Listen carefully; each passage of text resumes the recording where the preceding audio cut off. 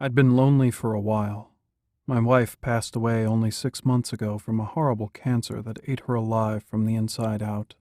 For over a year I had to watch her suffer, trying everything to get her that one miracle cure. But there were no miracles for us, apparently. Our only daughter is grown, 20 years old and off at college, leaving me in an empty house with nothing but my thoughts.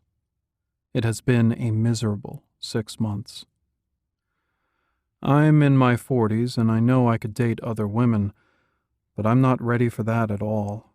After all, it's been nearly 2.5 decades since I'd been on an actual real date with anyone, and that was with my wife. So, needless to say, my sex life hadn't been great for a couple of years now. It had been wonderful before Alicia, that's my wife's name, got sick. I mean, we didn't do it every day, but a week didn't go by when we weren't at each other at least a few times. And it never got boring, as I hear some marriages can be. We would always try new things, and she didn't mind a little non-traditional sex positions every now and then. Every few nights I would dream of her and the things we used to do together, and I would wake up in a cold sweat with a gooey, sticky mess on my sheets. I missed her. I needed her. It was coming up on the end of the semester, and my daughter, Janie, was coming home. She was the only bright, shining light in my life now. She looked so much like her mother, at least like her mother looked 20 years ago. She had long, straight blonde hair which came down to the middle of her back. Her nose curved slightly upwards, just like Alicia's had. She had nice, long, smooth legs and a flat stomach, with about a B-cup breast, just like Alicia. She was the spitting image of my dead wife. Don't get me wrong, I didn't think of her in a sexual way. Not at all, actually. But every time I saw her, she reminded me of how beautiful and sexy my wife was. For her homecoming, I'd planned a wonderful evening for the two of us. I'd made reservations for a fancy restaurant in town we'd always used to go to. I planned on taking her out to a movie, and I even got a few funny games for her video game system we'd be able to play together. It was going to be perfect.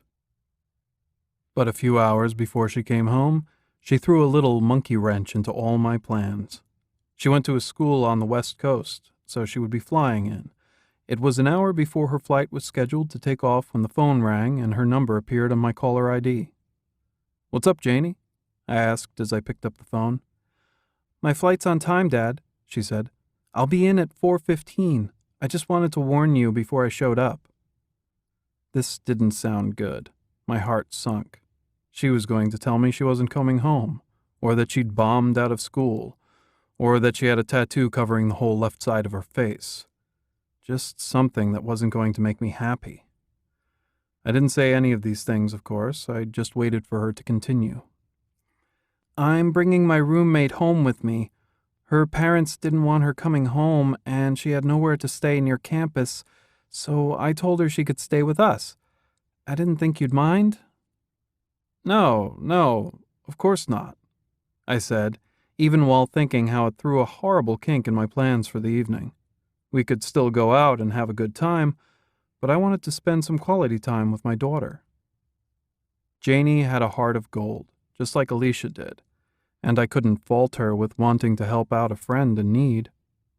"I know it's last minute, but I only found out this morning. We're trying to get her a ticket now." "Okay, what's the young lady's name?" She hesitated. I could tell by that moment she didn't speak that this wasn't something she was looking forward to telling me. Finally, she sighed into her cell phone. "Her name is Allie," she said. "Short for Alicia." "Oh," I said.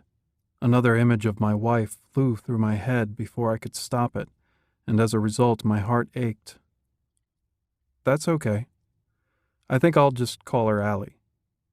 "I understand," Janie said. "Like I said, I wanted to warn you." "Okay. I'll see you at about 4:30 outside the terminal.